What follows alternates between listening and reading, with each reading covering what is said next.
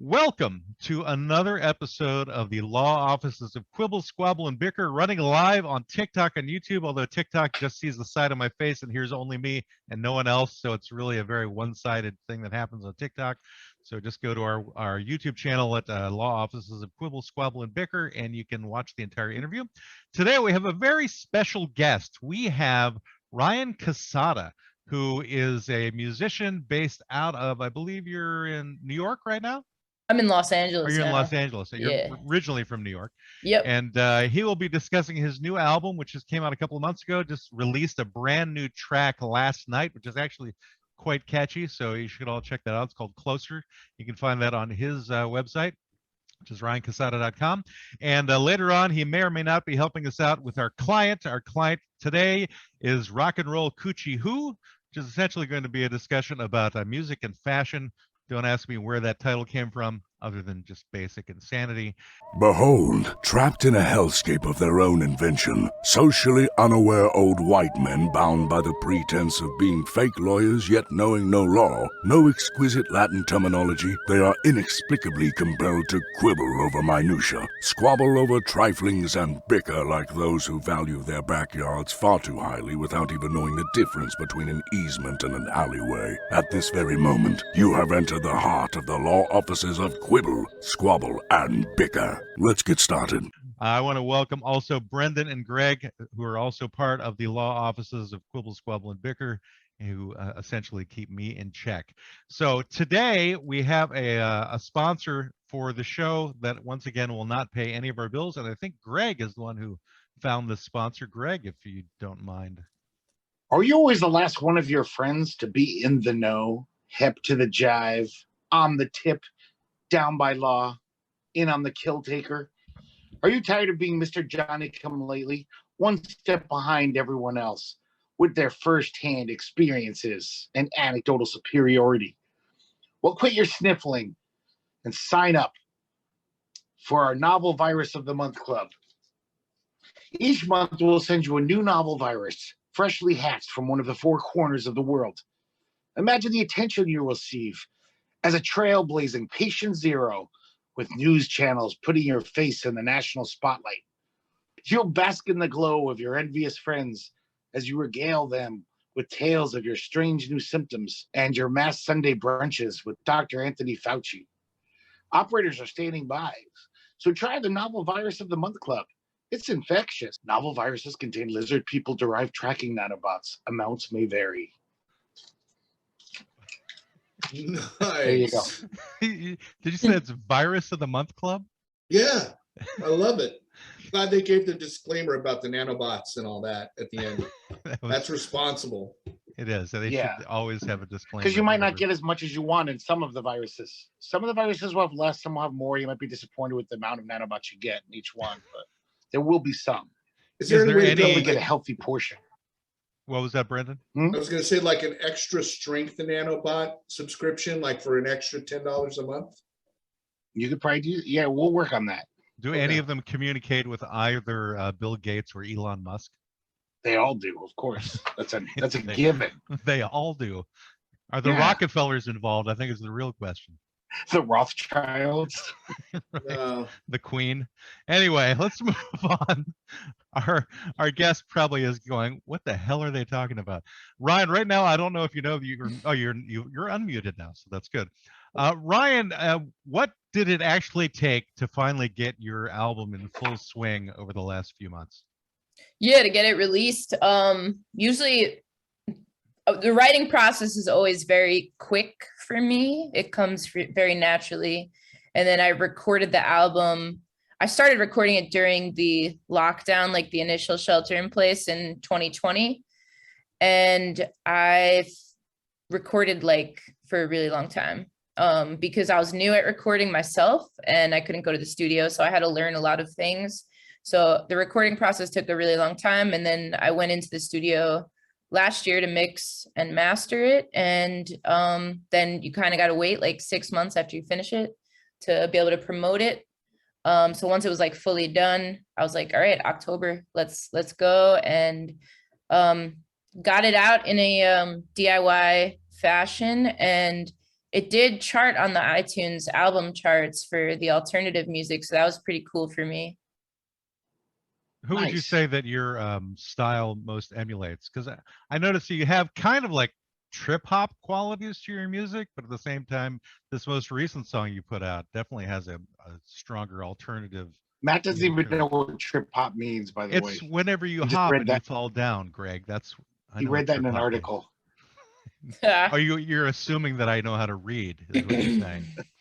Yeah. Honestly, I don't know who my style sounds like.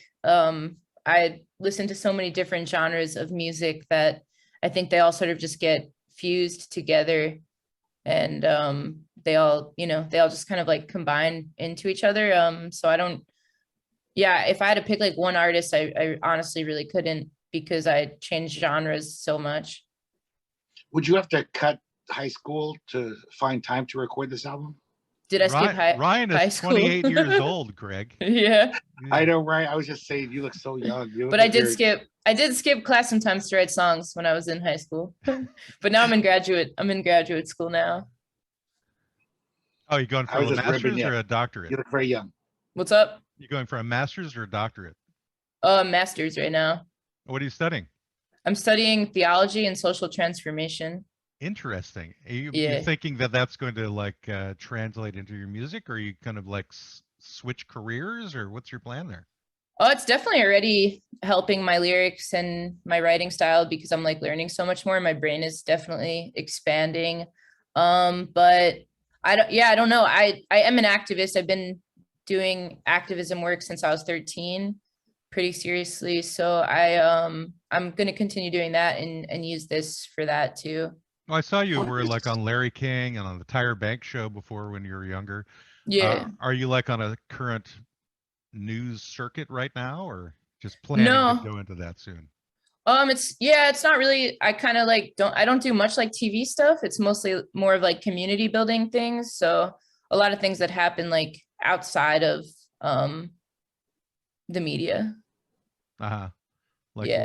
what kind of a community are we talking about?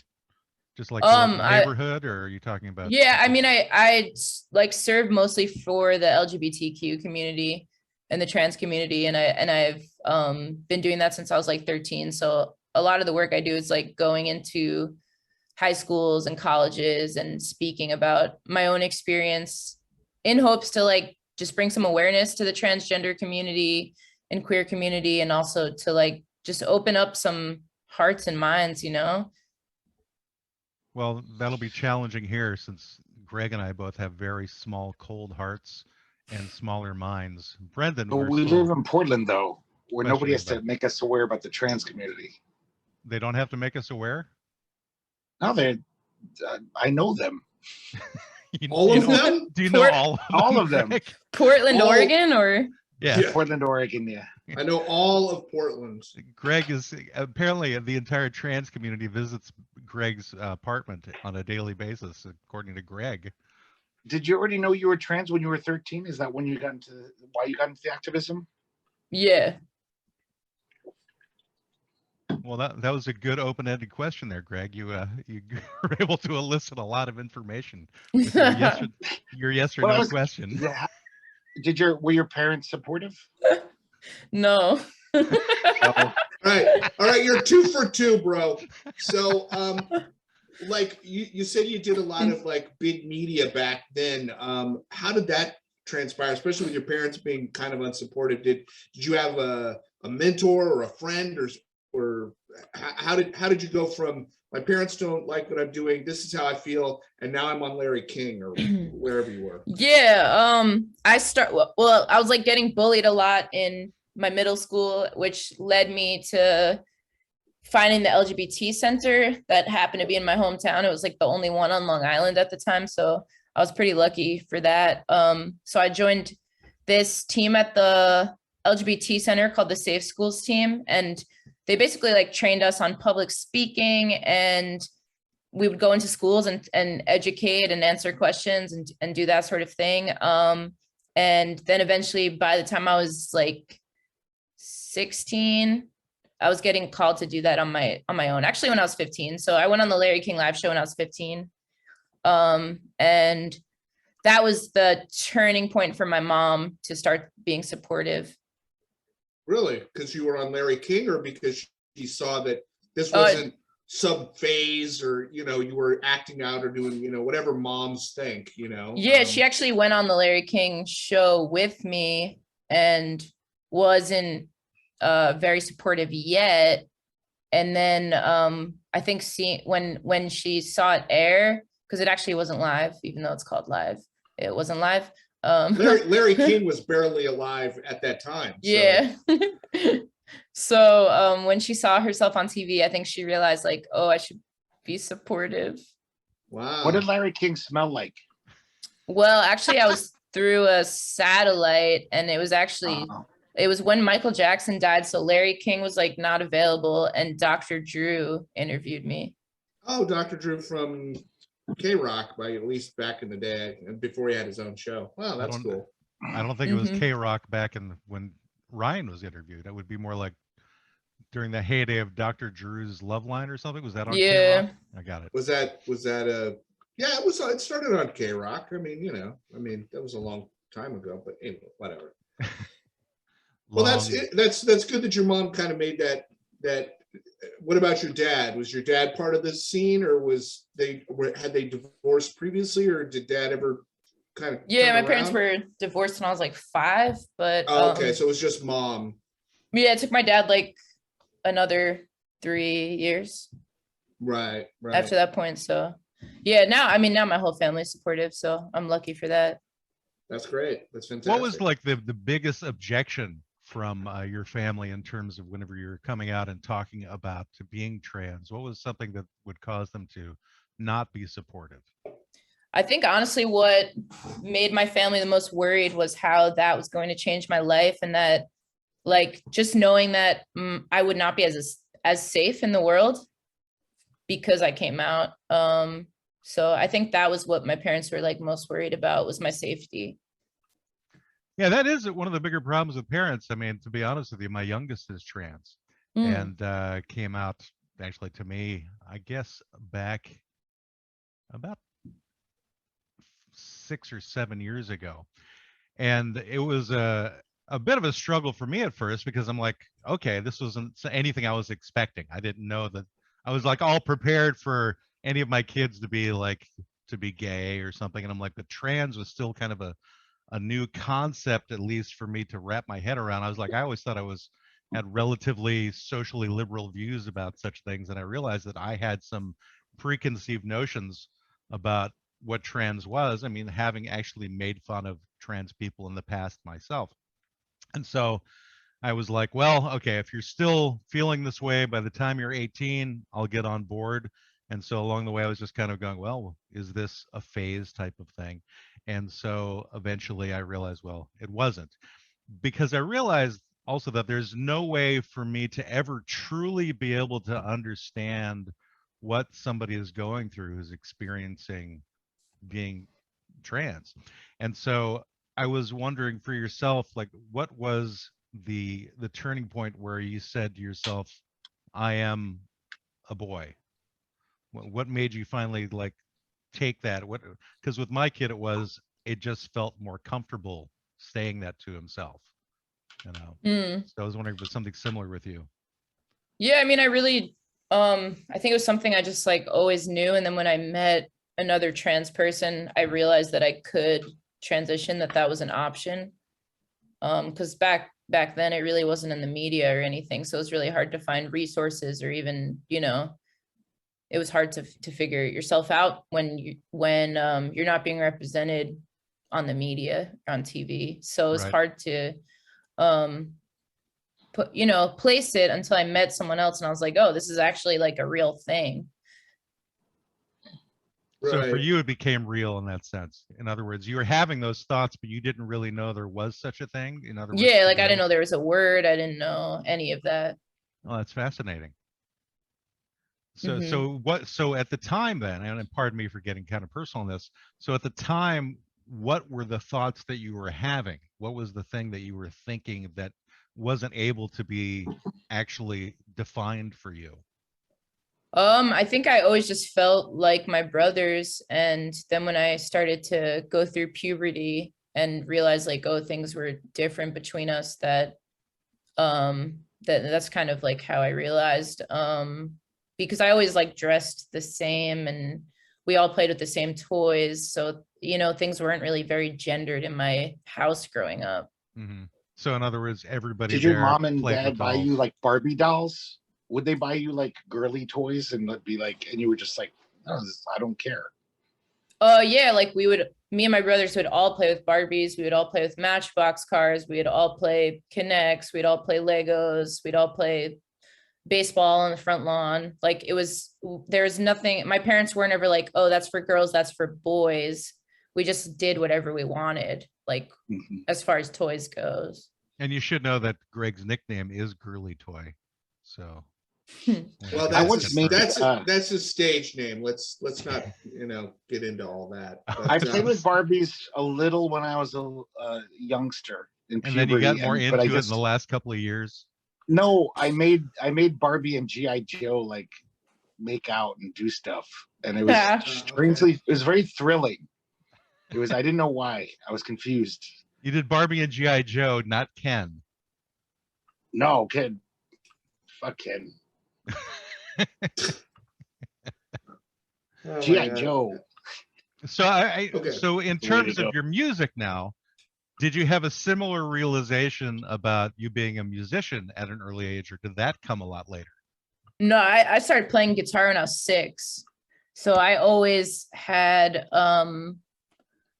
like I've always been into music. I've always wanted to be a musician, play music. And when I was 6, I started playing guitar. So, I mean, my entire life that I can remember, I've been playing music. Wow. What kind of music did you first kind of gravitate to? Polka. Oh, all the music that I listened to was classic rock in the beginning, mostly because of how, like, my parents. So that's what I was listening to. And I wanted to play like classic rock songs on the guitar, and I did. And then I started writing songs when I was 12 years old.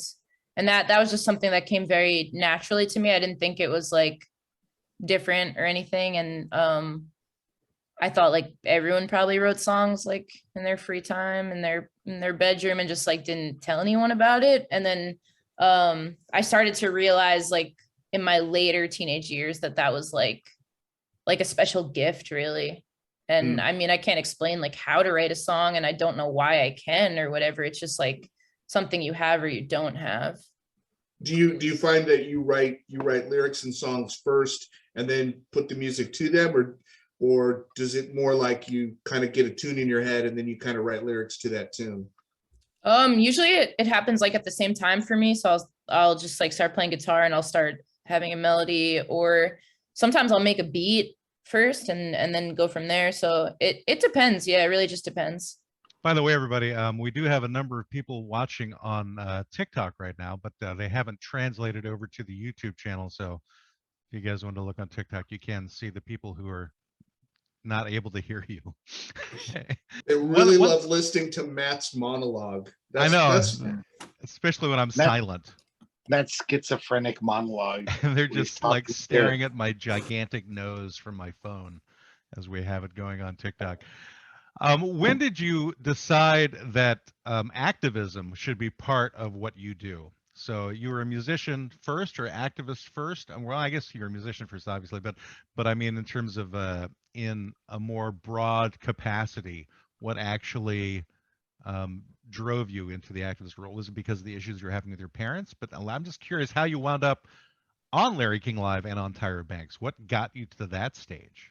Yeah, well, I joined that Safe Schools team when I was 13 because of the bullying that I was going through. And I quickly realized that if I wanted to change minds, that I would need to educate people. And I realized like fighting back for me, like I don't believe in violence. I'm a very nonviolent person, and I would say that's part of my theology. And I realized that really young, that if I was going to change people's minds and open their hearts and minds, it had to be through education. So I would choose not to fight back to the bullies and instead educate people in my school.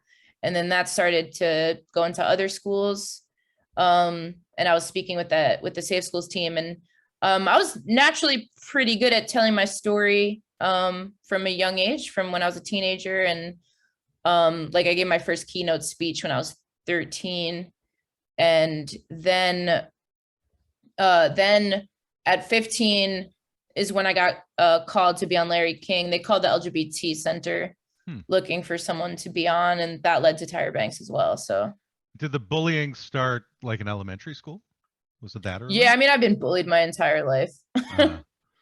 So well, it got worse in middle school. I mean, middle school kids are kind of mean. Yeah. So Middle school kids are the worst. yeah. So was the bullying, like at that point, were they just bullying you because kids are assholes and you were just a little different, or were they bullying you specifically about kind of, you know, gender and kind of how you felt? I mean, did it start as one and then start, you know, kind of become the other, or were they just picking on you because middle school kids just pick on kids? They seem to have this radar of kids that think differently and they just zoom in on them. I mean, how did it start? Yeah, I mean, the bullying was always, there's all like different things that I was bullied for, like the type of music I liked and what baseball team I liked, like everything I was bullied for. But really the thing that I was consistently bullied for was that I was more masculine than the girls at my school. And I was just bullied for that since like elementary school.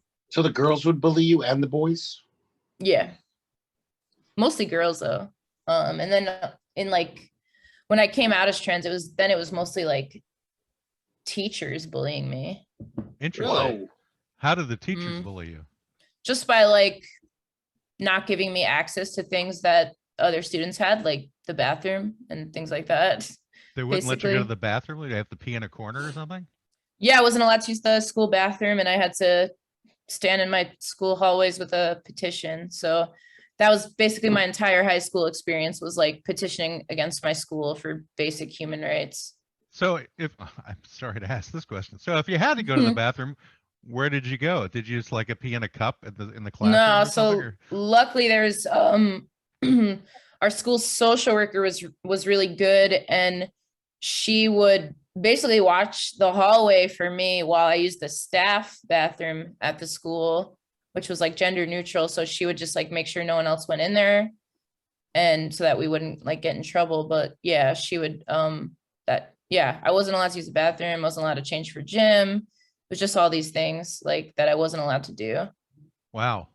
Yeah, I never experienced that type of thing, obviously, in school, because you know, we were back in a time period when that wasn't really known about. I mean, there were in the news occasional reports of people having trans operations, you know, but it was never as prevalent. And I think it probably came really into the forefront of news and society when Bruce Jenner transitioned to Caitlyn. I think that's when it kind of made it. And I think when Chaz Bono transitioned, I think it was before then. And I think it became even more accepted once the Wachowski brothers from the Matrix movies became the Wachowski sisters. So are you finding that there's still a lot of bullying going on towards you, or do you feel that's changed a bit? Have you detected anything in terms of how people treat you?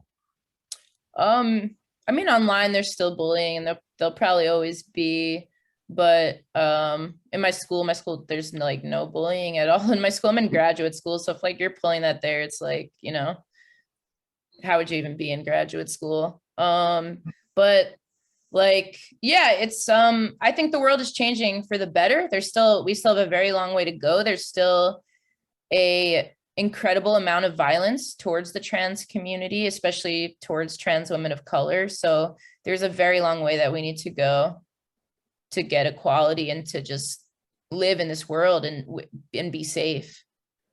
What would you see as being the optimum state of mind for individuals to address anybody with these issues?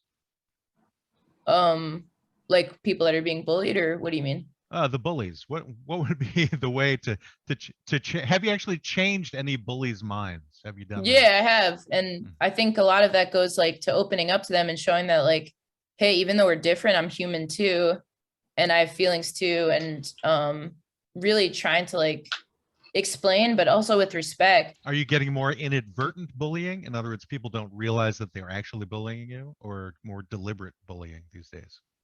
On the internet, it's very deliberate. Yeah, well, they bully Yeah. everybody on the internet. Yeah, I Yeah. get bullied on the internet. I mean, yeah. So how does this translate back to your music? Are your songs kind of an expression of some of this issues of humanity and being, you know, a part of a bigger picture and not, you know, defining ourselves in various ways, or are you writing, you know, kind of some other kind of song, just your traditional sort of rock music songs? How does your experience translate into what you're doing musically? Yeah, I mean, some of my songs are about being trans, but the majority aren't. I mean, I sing about oppression a lot because I am an oppressed person in this country. But mostly what I sing about is like love songs, and that's, I mean, you know, like every songwriter likes to sing about love or heartbreak, and that happens to be me too. And I enjoy writing about that, and that's what comes naturally to me. Like, and I don't really decide what I write about or what I don't write about. Like songwriting just feels like this force that comes into me. So like I don't decide like, hey, tonight I'm gonna write a song about being trans. Like that has never been a thought in my mind. Right. Or I'm going to write a song about breaking up, or I'm going to write it. It's just sort of kind of comes from somewhere and into you kind of a thing. Yeah. Yeah, that's cool. Okay. I'm curious as to why it is you decided to go into theology for your master's as opposed to more a music-oriented type of degree.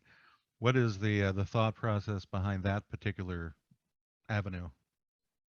Yeah, I feel pretty like stable with my career, and I love what I do. I think my music has always been a way to help other people as well. Like I'd rather write like a song and be able to like connect with like my fans and be able to help them than have like, I don't know, do something where in the music industry where I'm not helping as many people. Like I like to have that personal aspect of everything. And I like to like, you know, go and play pride festivals and go speak at schools and do these sort of things.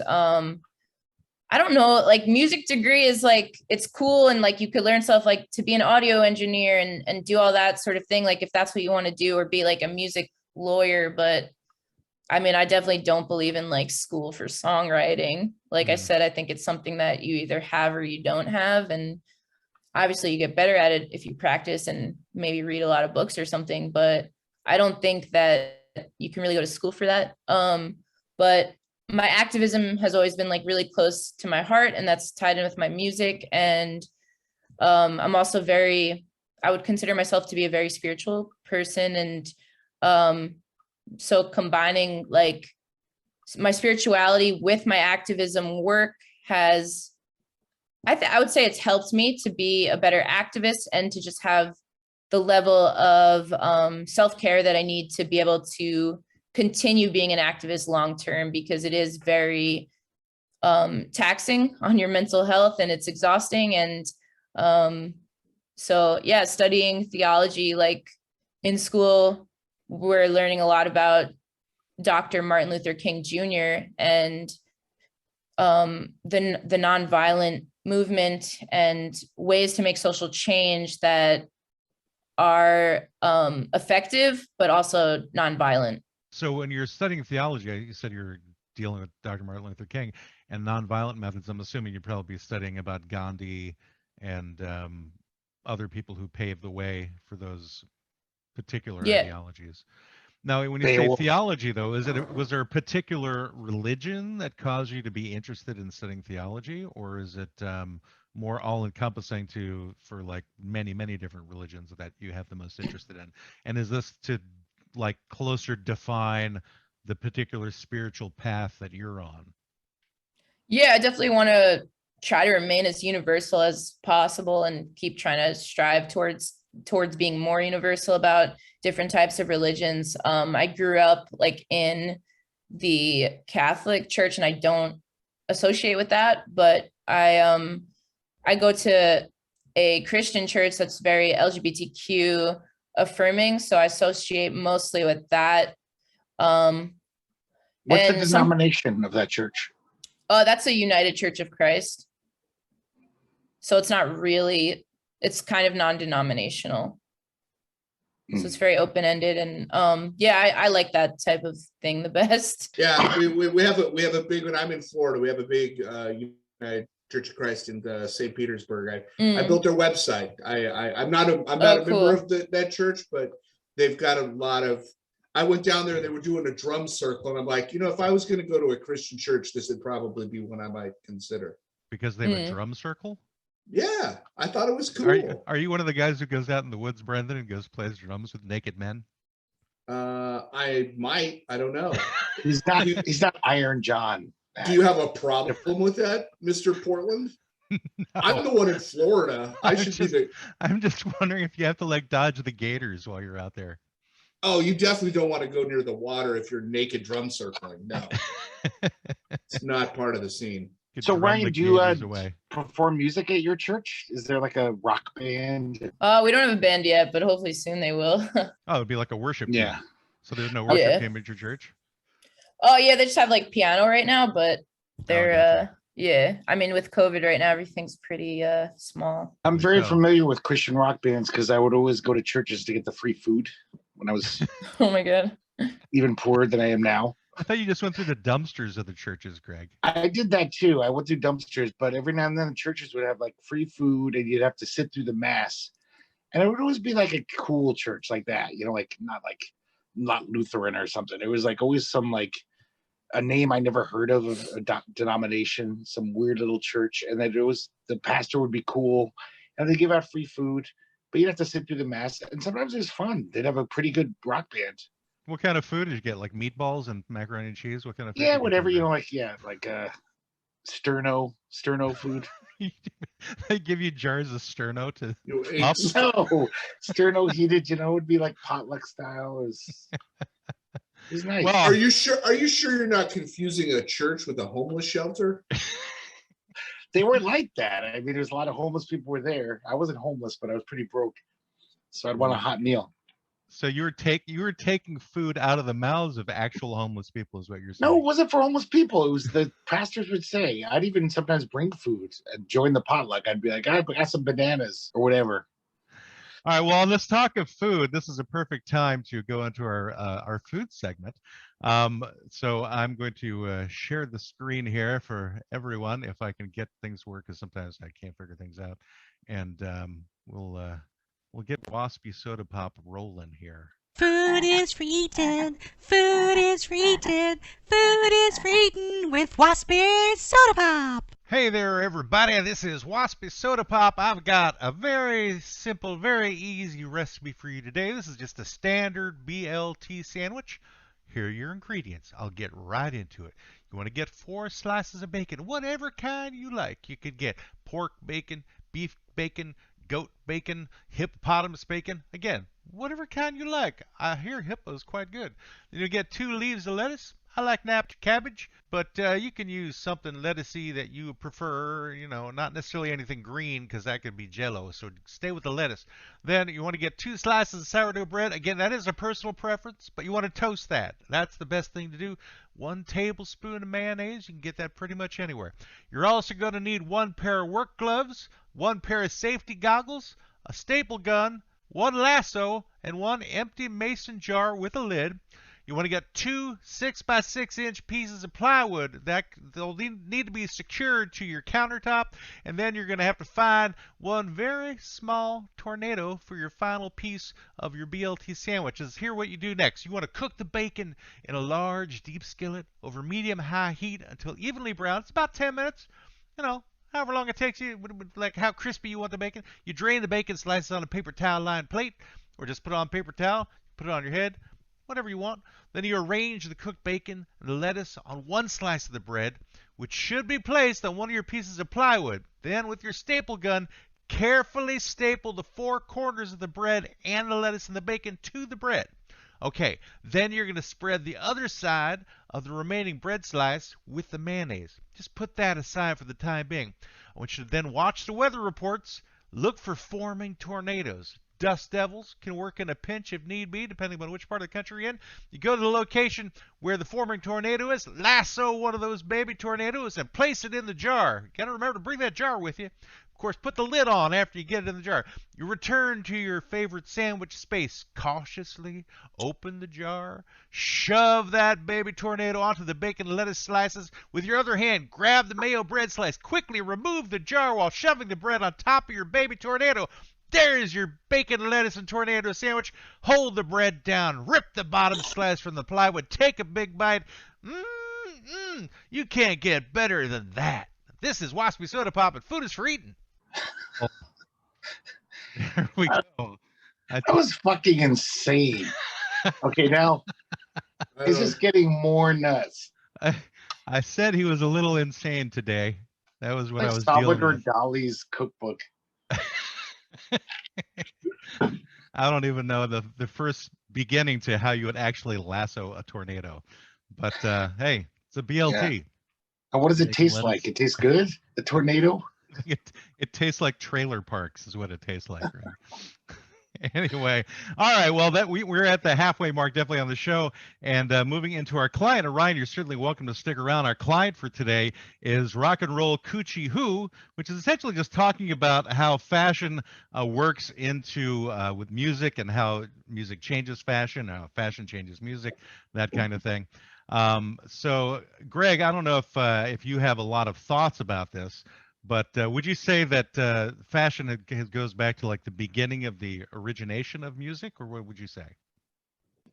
I guess there's always been fashion. People always dressed to the occasion, and there's always been music. But I don't know if they necessarily have such a pull on each other.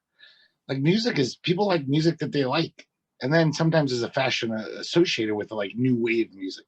People would wear those weird little sunglasses and checkered shirts, but they still would have liked the music anyway. It's not Weird like little sunglasses and checkered shirts. What remember are you those talking about? wraparound sunglasses? The Uniglass. Like Devo. You know, I think what Greg is trying to say. Oh, hold on a second. Ryan was just sending a message saying he was planning to go to YouTube. Ryan, before you go, sorry to interrupt you, Brendan. Ryan, if you could like give your website information and where people can find you, that would be great. I'm very sorry that I didn't give you that opportunity. Oh, sure. Thank you. My name is Ryan Cassata. My website is ryancassata.com. So you can find me on social media under my name as well on all of them. And yeah, thank you so much for having me on and for listening. Yeah, and for those of you who don't know how to spell Cassata, it's Cassata. I think I got that right. .com. And there's also a whole Wikipedia article about Ryan as well, if you want to dig a little more into him. Again, he just had an album, just a song released last night, and his album came out about 4 or 5 months ago. It's there's a lot of really good music on there, so check it out, everybody. Thank you once again, Ryan, for coming on. Appreciate it. Thank you. And bye, everyone. Thanks, Ryan. Yeah, I don't know if you saw, there was a comment on YouTube for you where someone said that you helped them come out. So obviously your activism is working well. Yeah, that's great to hear. Thank you so much. You're welcome. Sure thing. All right, back to music and fashion. And Ryan has actually exemplified a certain style of fashion too with his music. So it looks like he wears rather casual stuff and is fully tattooed as well on some of the videos that he has. So, you know, I think tattoos, I don't know if they're more of a recent thing with musicians or if that has been around for a while. I think it's more recent, isn't it? I think musicians have always been tattooed. Yeah, I think it was more sailors who were tattooed really first, unless they were like musical sailors. I think tattoos, just generally speaking, have become much more fashionable. I mean, musician or not, there's tons and tons of people who are way tatted up, way more than there was, you know, back in the 80s. Well, you were both musicians, and neither of you got tattoos until like later in life, right? I was too broke. I couldn't afford a tattoo. I was too indecisive. I couldn't pick anything that I thought I could live with for the rest of my life. But I think rock and roll musicians are like sailors, and you know, the only people who had tattoos before when we were kids is they didn't have to get a job. Tattoos were seen as like unseemly and like kind of like, oh, you got a tattoo, you're like a convict or, you know, some seedy guy. So rock and roll musicians have to give a shit about that. They had no job, real job. They don't have real jobs, rock and roll guys.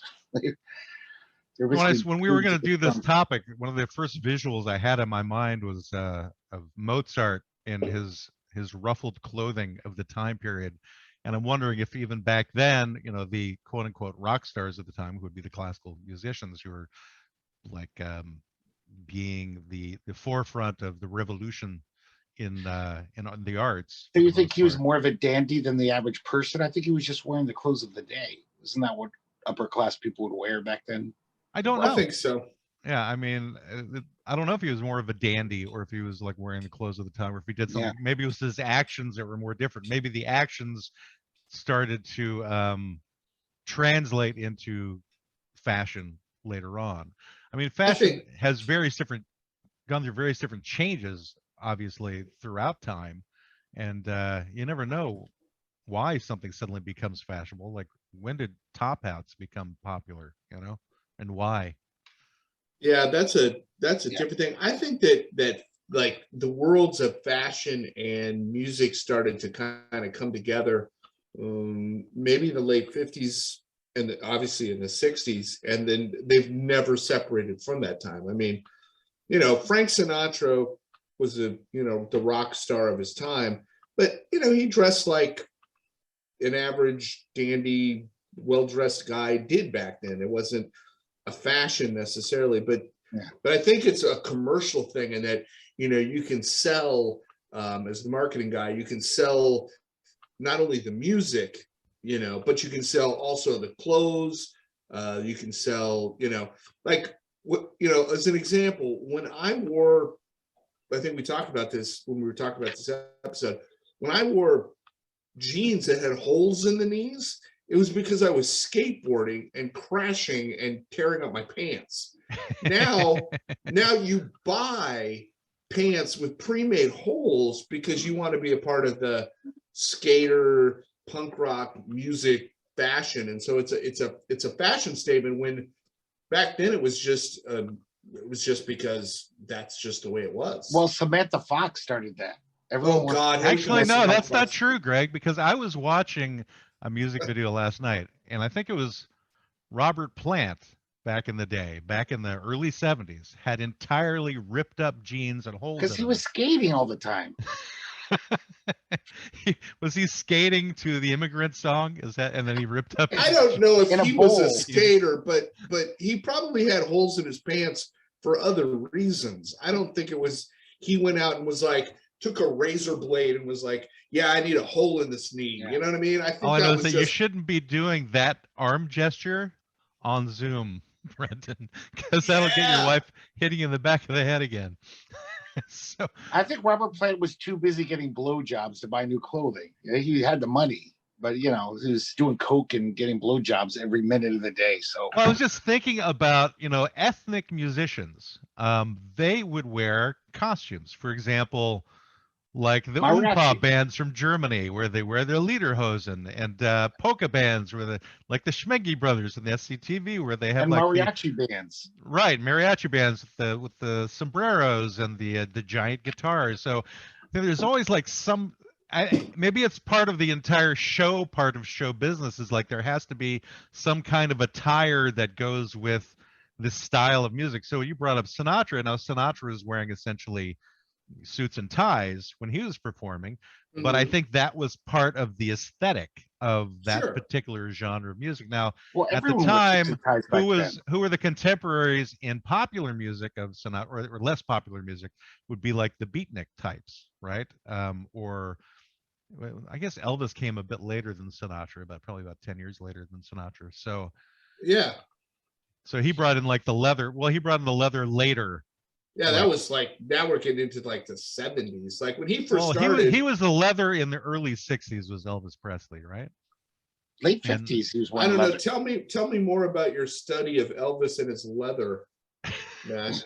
Well, he How had a deep down- couple of different like phases, right? Well, when he came back from being in the military, Yeah. and he did his return concert, that's where he wore like the full leather getup, and was like showed like a different style than what he had before, which is more similar to say like what Buddy Holly was wearing in the 50s.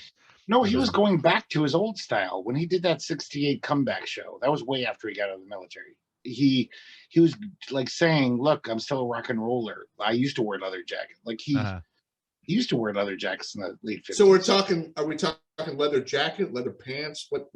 Both. Not leather pants. Do you have leather pants? Yeah, he had leather jacket and leather pants on that. I thought Jim Morrison concert. I thought Jim Morrison invented the leather pant. Well, Jim Morrison wore the leather pants, but he didn't wear the leather jacket. No, because he didn't have to. I'm saying Elvis wore the leather jacket, but that was part of that, 50s bad boy culture with the leather jacket and the greased back hair. Yeah, I mean, that was different. The James that was Dean thing. The James Dean thing. That was definitely different from what Sinatra was doing. But again, I think Sinatra was, playing to a different audience. My only point was Sinatra, I don't think was being fashionable. He was just being an old white guy. Those were his street clothes. That's what people wore back then. He was wearing that whether he was on stage or getting a bagel. That's just what he wore. Yeah. Whereas do you think Sammy Davis Jr. took him to the bagel shop? Wow, that was weirdly racist. But well, no, it had nothing to do with racism. Sammy Davis Jr. was Jewish. Well, he became Jewish. He wasn't born Jewish. I don't think it had to do with his race. Everyone likes bagels. Everybody likes bagels. It doesn't have anything to do with being a Jew. Now people like bagels. I don't know if they're necessarily as prevalent back in the 50s. Yeah, that's true. Not many people knew what bagels were unless they were Jewish. Because New York is just overrun with Jews. Yeah. So everybody got bagels. New York City. It's overrun with Jews. It's just like they're everywhere. They were. They put out Jew traps to get them out of their houses. So they were grabbing Jewish infestation in the corners of my home. They were grabbing young impressionable black entertainers and turning them into Jews. It was a whole thing. Oh, Richard Pryor was this close to being Jewish, just so you know. They almost had Cleavon Little as well. Richard Pryor. Nipsey Russell. Nipsey Russell, maybe. They almost had him. Name like Nipsey, you'd think he would be Jewish. No, I think he was Episcopalian. Was he? I don't know. But I do think there definitely was a time in the 70s, 80s, before grunge and whatever, where there was a definite, like if you were in a rock band, you had to dress a certain cool way. You couldn't go up there with your normal clothes. It was like, I'm going to wear whatever, like a flowery shirt or like cool tight pants. It was like definitely, that's why when I was a little boy, I thought I could never be a rock star. I was a really good guitarist when I was 10 years old, but I was like, I'm not cool enough. I don't look like that. I'm a fat, chubby guy who wears bad pants. But when you were in a band, what did you wear when you were on stage? What was your street clothes? Yeah, because it was punk. Punk had happened, and then it was just like, oh yeah, just wear your street clothes. It's silly to do all this whatever fooferah. But you wore a t-shirt and jeans. Whatever I wore, yeah, that I was wearing at work that day. I'd run to the show from work and then play a show. I didn't change. I'd say, I got to put on my leather pants because it was punk rock, but. But even within punk rock, there was obviously a certain amount of fashion. Yeah, the bigger bands, yeah. Yeah, that's like 90s, punk rock. But the Sex Pistols were arguably more fashion than music. You're right, yeah. All those early punk bands were very into the fashion. It was all about if you don't look right, we'll kick you out of the band. You could be the best musician in the band. Like Glenn Matlock in the Sex Pistols. Well, he got kicked out because he admitted he liked ABBA one day. But he also got kicked out because he didn't look punk. He was just a dude. What instrument did Glenn Matlock play in the Sex Pistols? He played guitar and he played all the best. He wrote a lot of the great songs in the Sex Pistols. He was the best musician in the band. Oh, yeah. The rest were a bunch of clowns. Sorry, he played bass. And then they got Sid Vicious, a talentless fuck who looked cool. He did look cool. Yeah, so that was fashion. I mean, the Misfits, I think better, I think there's more music there, but there's also a whole lot of fashion. I mean, you look at what the Misfits started from their whole thing and that whole fashion. Then you move into Guar. Yeah, that's a whole next, that's like Or Kiss. Kiss. Yeah, Kiss and Guar and these Well, I guys that wear these. Gore is like worse than Kiss in terms And of costuming. Slipknot. Yeah. Slipknot is another one. The Insane Clown Posse. Well, you know, they Hear a say story? that Kiss is boomer juggalos. It is. It's true. I would agree with that statement. Yeah. It's like But they were the there's original Insane Clown Posse. This was Kiss. story still cracks me up. That I knew this garage band in the 90s in Tucson. They were called the Fells. And, you know, garage rock was kind of just about like, yeah, you wear your t-shirts and your jeans or whatever. Nothing too flashy. You don't want to be like ostentatious. And one of the guys in the band, because they had a very retro aesthetic, like, yeah, we're retro. We don't like any new shit. And one of the guys in the band, who's a very competent bass player, wore a Ren and Stimpy t-shirt to a show. And he got so much shit for that. Like, that's not what we're about, and that's not our thing. And So wait a second, did they say to him, "You idiot"? Did they Why say that was to the guy? why was a yeah, Ren they and- said, you idiot. why was a Ren and Stimpy t-shirt objectionable? Because they were so, like, these guys were kind of so into their garage aesthetic. It was kind of pathetic. They were like nerds. They were like garage nerds. Who's like, What- no. wait, a garage nerd, wouldn't that be somebody who just like changes tires? A I don't know nerd? why a garage nerd wouldn't watch Ren and Stimpy. Was that too mainstream at the time? I guess, yes. It was. Apparently it was. If he had a t-shirt that had My Favorite Martian on it, they would have been like, yeah, thumbs up. Or March was My Mother the cooler? Car. Not, it wasn't retro enough, is what you're saying. Exactly. Was it like, because there was definitely a retro aspect to the garage thing in the 90s, like the past 2 decades haven't happened. We're still the Sonics in the Well, 60s. speaking of ridiculous things, we have kind of missed one of our segments, which is when we ask Greg a pointed legal questions. So I think it's time that we make that happen. I hope it's So about fashion. we'll get back to that, but we should at least, you know, Is it all right to wear white after Labor Day legally? what? Anyway, Only, here we go. only if you're racist. He has an opinion, may not always be right. Can you hear He's anything? a real fake lawyer. He's old and he's white. Ask him a question, 'cause he's a good egg for bogus advice. Ask Greg. Ask Greg. Ask Greg. Well, this is the part of our show, everybody, where we ask Greg questions of a legal nature, and you're certainly welcome to ask him questions as well if you have any handy who's there on YouTube. He will give you his fake lawyer opinion about what is right and what is wrong. So I will start things off, Greg. Dear Greg, my boyfriend hadn't paid his restitution in 6 months. He paid it all today. Will the judge drop the warrant, and should he? Restitution, you say? Yes. That's such a boring legal question. I'm sorry. It's too boring to give an opinion to. I would say, sure. All right, I'll ask you a different question. Dear Greg, I'm on SSI disability. Can I be garnished by a collection agency about a credit card that I've been unable to pay on? Of course you can. Yeah. Is it Just okay 'cause- though? Just because you're gimpy doesn't mean like you get special treatment under the law. Wow, these are real questions. Yeah. I try to have real questions for Greg so we can give real legal answers. But all right, finally, one more, Greg. I'll make this quick. If police raid my house for drugs and detain me, do they have to show me the warrant before they search if I demand it? Yes, they do. They do. But if they find any drugs and they decide to use them, they have to do it with you, share them with you, hang out Right. and smoke the pot with you. And they can't Yeah. just take it for themselves. I think that's Oregon specific. Yeah. Greg, I don't know that translates to Utah. Yeah, the They're cops will not smoke raiding you out. people for pot in Oregon, Greg. They used to, though. Okay. But let's say it's meth then. So you're saying that the cops, if they raid the house, that if they find meth, they have to share that with the meth. They don't If they're- read in Oregon. They don't read for meth any drug. We passed the law. Well, if the point what Greg was making was if the cops are going to do the drug, they are required to share. Oh, Yeah. If they just take it in, fine. But if they're going to smoke the weed or the crack or the meth, then they have to share with the owner of the house. No, that's ipso facto drug tacto. Hocus pocus.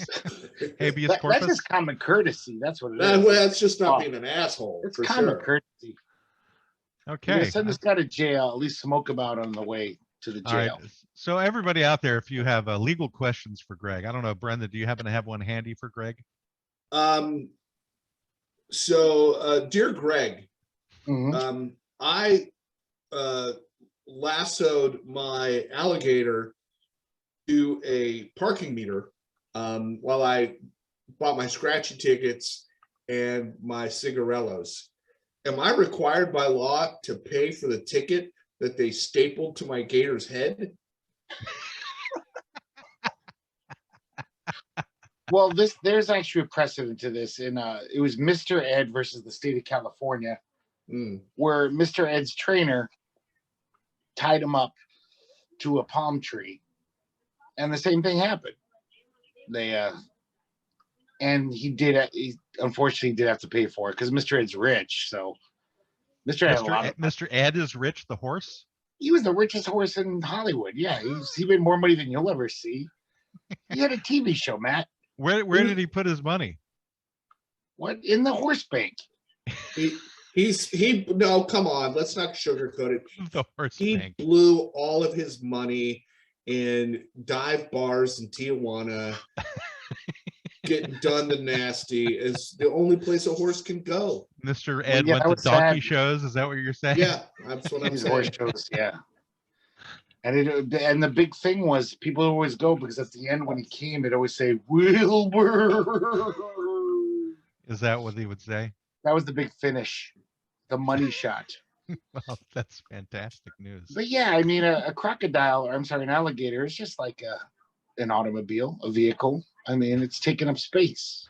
Wait, a crocodile is just like an automobile? An alligator, I meant to say. 'Cause An we're Florida. Have you ridden many alligators, Greg? No, in the eyes of the law, as far as Oh. parking law, traffic law.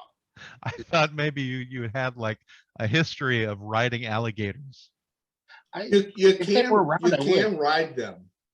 There used to be some places in Florida about an hour and a half, maybe 2 hours north of me, where kids could ride alligators.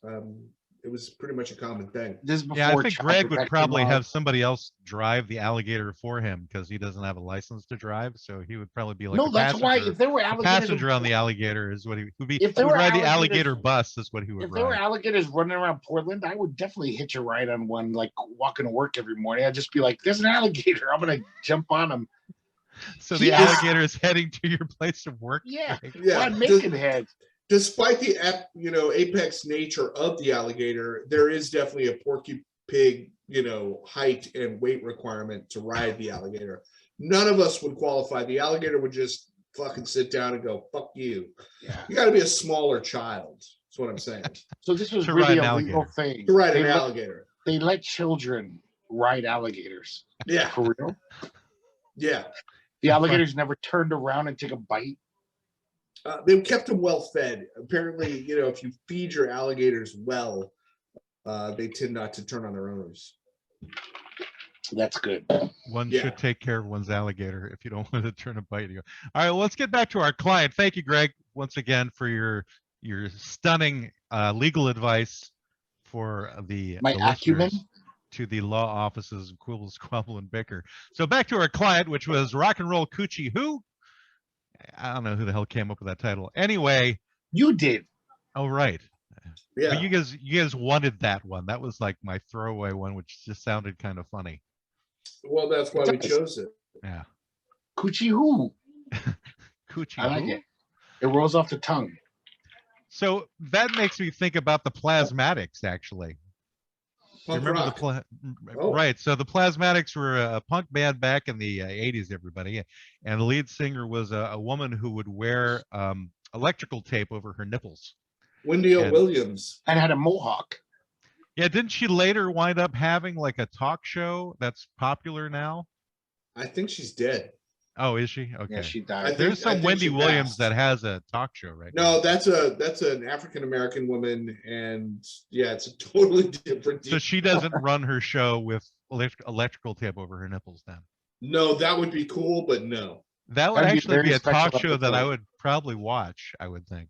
So that I Wow, could she move- died in 1998. I thought it was much more recent than that. She's been dead for a while. Yeah. Well, she She lived was kind of a rough existence, if from what I remember correctly. She was kind of like the female Sid Vicious to an extent, but she survived much longer, obviously. I don't know if she was she wasn't a drug addict though. I don't think. I think she died of she was like rock climbing or something. She was like very athletic and kind of like an Amazon woman. I don't think she was a drug addict. I think she was pretty clean. She first attempted suicide. She then attempted suicide, and then she died of a self-inflicted gun wound. Okay, That's like rock climbing. It's very much like rock very climbing. much. It's like Bullet rock time. and roll climbing that, if you reach the pinnacle, you got to shoot yourself in the head. Okay, that was off the top of my head. I don't know how she died, but I knew it wasn't drug overdose like most rock stars. Anytime Yeah, it a rock says- star, Williams died of a self-inflicted gunshot wound on April 6, 1998, when she was 48. Svensson, her partner for more than 20 years, returned home in the area where they had been living. He found a package she left for him that contained some noodles that he liked, a packet of seeds for growing garden greens, and some oriental massage balm. So she was very thoughtful. Yeah, she gave him some fucking ramen, some noodles. Yeah, For the man she left behind. so we could move on. She left him that and a pool of blood to clean up. So it was a combination Yeah. of things, it seems like. Yeah, that was a whole hot mess. Yeah, Brains splattered all over the place. yeah, But that yeah, can't ever be it wasn't fun. rock climbing, Greg. She killed herself. A lot of those unfortunately. rock stars go for not just the drug overdoses, Greg, but they go for like the blood splatterings as well of their heads in different places, which, is always a strange thing for me to hear about. And it's always Courtney sad. Love had him killed. Just saying. Yeah, Well, I please wasn't don't necessarily thinking specifically of Kurt Cobain, but there's a few others. He's out the there. most recent famous one that blew his brains out. Didn't Chris Cornell shoot himself? No, he hung himself. He hung himself. Oh, okay. Was So- that sex thing? A sex what about thing? or what did- about Chester Bennington from Linkin Park? Was he hanging as well? Linkin Park, I have no idea. And I don't care. Well, I don't really care. The either. guy had a really He good was- voice, and it was an Yeah, he interesting was band. killed. He was killed by Fred Durst from Limp Bizkit. He just went in and just murdered him because he did it for the nookie. I don't know. Fred Durst. So it was actually Fred Durst who took out Chester Bennington, Yes, because but it was for They- the Nookie they specifically. were battling for the worst band of all time, and Fred was not going to let Linkin Park. I take it gotta away give from him. Linkin Park a lot more credit than Limp Bizkit in terms for music purposes. They had Mm, a lot of better songs than Durst ever did. So I give them much more credit for that. but he had a lot more fashion, in my opinion. Well, the interesting thing about Fred Durst's band is I always got a kick out of his guitarist who wore those black contact lenses. Uh-huh. So where it was always like this interesting horror creature who was on stage with him because you couldn't see obviously his pupils, like his eyes were like one big pupil. So I Yeah, think but that's then- like an interesting fashion statement right there. That is. They were trying to keep in the line with Slipknot, the horror bands. That look Not like really. It was only the guitarist who did that, and it was only the contact lenses that he was wearing. Yeah, I'm Whereas saying he was Slipknot trying is to look wearing scary. like those scary masks that nearly every member of the band wore. Yeah. Which is a lot Ridiculous. different. Is it ridiculous? Yes, Why? Why is it ridiculous that they would decide to wear costumes while they were performing? because that's all they had. They sucked, and so they were Well, like, but, "Oh," but No, Slipknot was a good band. and they tricked all these kids into liking them because it was like, "Ooh, they look cool and scary." Guar was better than Slipknot. I disagree. Well, you also think that Linkin Park is better than Limp Bizkit, so. Yeah, and I think many people would agree with that too. Oh yeah, is that Well, right? Are you You like speak for are you a everybody? big Fred Durst fan, Brendan? I No, didn't I think- realize I I was think that- tromping on your fandom. I think they all suck. Oh, okay. I gotta say, War. It was had just great- the condescending nature of your. Oh well, everybody would agree that it was just that I don't know that I Music's- said everybody would agree. I said many people would agree. Okay. Well, let's quibble about the words. Many used. people with shitty musical Yes, taste let's would agree. quibble. Many people with shitty musical taste would agree. I definitely give that to Matt. I concur. Yeah. Yes. A lot of people with shitty musical taste would have an argument about who was shittier, Linkin Park or Limp Bizkit. And I Okay, well, I I've wouldn't- already learned from being on the show with you guys for nearly 2 years now that I know how you feel about my musical tastes, and I'll just have to say Well, the feeling's mutual. So it's all Oh yeah, okay. you've never really held back about your opinions about our musical taste. So I don't know why we should do the same. I like most bands, not necessarily. Matt, can we have a lightning round? a lightning round of what? Right Said Fred or Lou Bega? Who wins? Lou Vega. Lou Bega wins that one, yeah, Yeah. because It's he's too hard sexy for for his me. mambo, is what he is. So, Well, yeah, they were both one-hit wonders that nobody but I knows. thought this was a lightning round. I know, Well, that's a but lightning round. There was just Well, one hit of lightning. There wasn't any more lightning. Yeah, a lightning anomaly. come on. Okay, so Matt, you have to come up with one. What for Greg? Well, for all of us, like whatever, this band or that band. This And it band or can't that be- band? It can't be Linkin Park or Limp Bizkit because we've already talked about that. Yeah, All right. Let me think. and it can't Tears be for Hoover Fears State. or Flock of Seagulls? Flock of Seagulls. Flock of Seagulls. I see. I'd go the other way. I would say Tears Full for on. Fears. That's because you're fucking crazy, obviously. Let me think of one. All right, go ahead. Lightning Uh, round. This is very slow lightning we have here. I We're know. slow Come on. people. This What was, about wait, I have one from Matt because you won't even know. Hoobastank or Godsmack? You know, Oh, I think I prefer Hoobastank over Godsmack. I think I would agree. Yeah. I don't even I've know. tried those to like bands. Godsmack, and I'm just not getting into their stuff. It's just incredibly plotting and boring to me. Whereas at least Hoobastank had like that one song, "The Reason," which wasn't a bad pop song. Dead on Arrival or Milli Vanilli? I'm gonna give it to Dead on Arrival because at least they did their own music. Okay, fair enough. Greg?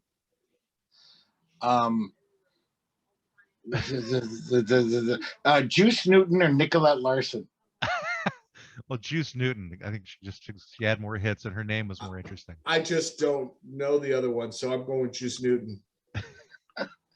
I actually can't remember. Nicolette Larson had a one-hit wonder. What was she? Fuck. I Just don't pop know. It doesn't even ring a She had a any big sort hit of in the 70s. Yeah. bell. We'll just who Firefall or Starland Vocal Band. Oh, Firefall. now I'm out. I don't know. Oh, Firefall. No, I'm Welcome looking to- at- the woman welcome that back I to the always lightning dreamed round of. of crap bands from the 70s. Leo Sayer. Leo Sayer, or I can't even think of someone that ridiculous. Air Supply. Leo Yeah. Sayer definitely beats out Air Supply. I would go with Everyone Leo beats Sayer Air over Air Supply. Okay, let's go crazy here though. Hoobastank versus Air Supply. Air Supply. Well, gosh, I don't know.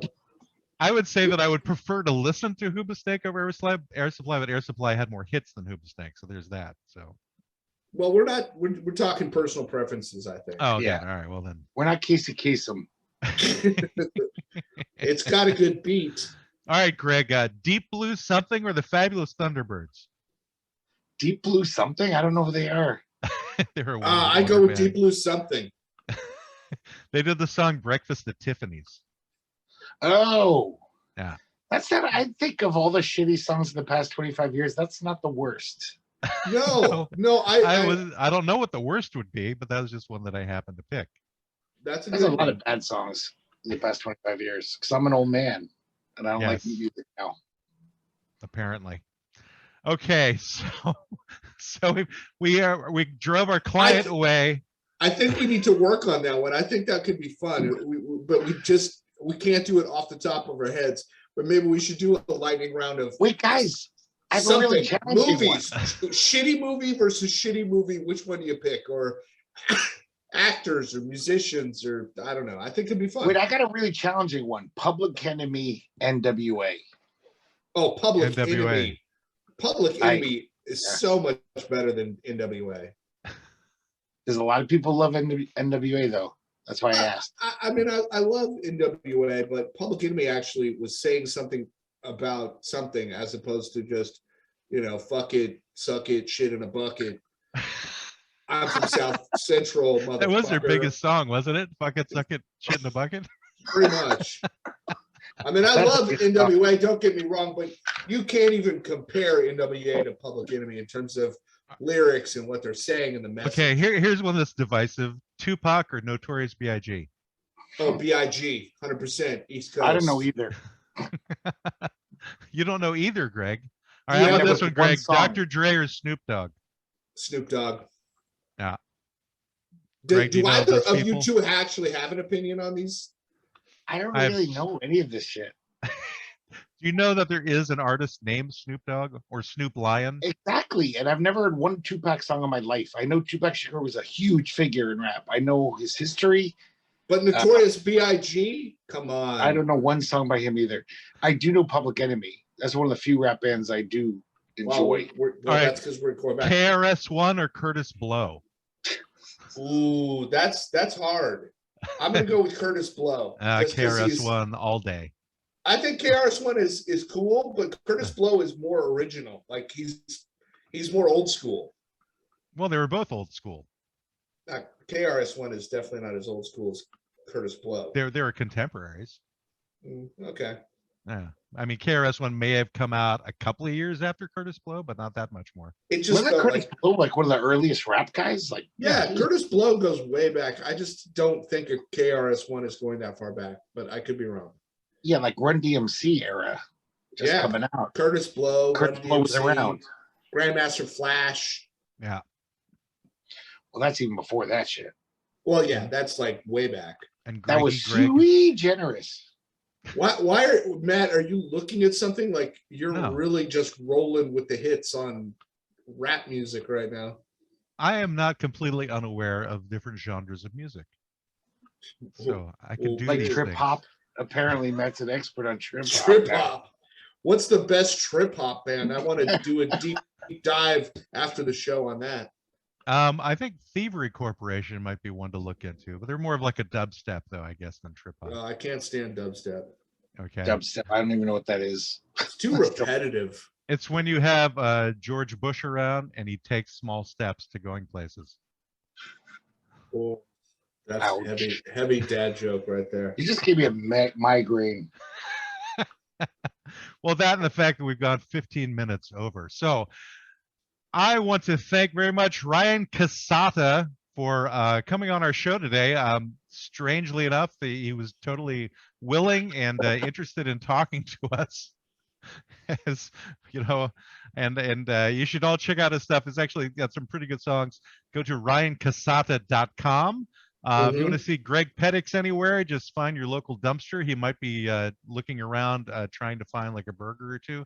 And No, I Brendan- don't want competition. Don't tell them where And you'll see me at the store because I do a lot of shopping. So, you know, check Brendan me you out. can find in Florida. He's probably one of the few in the store wearing a mask. Nope. Very possible. No, you're not wearing masks these days. No, hell no. Not in Florida.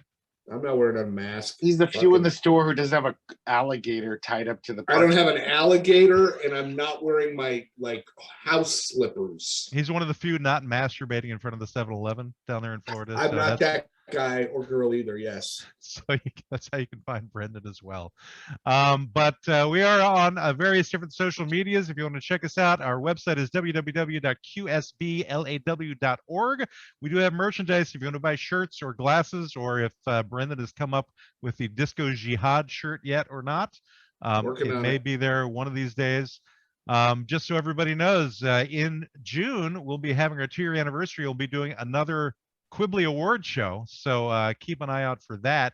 All right. Well, this has been, once again, the Law Offices of Quibble, Squabble, and Bicker. Now we end this show.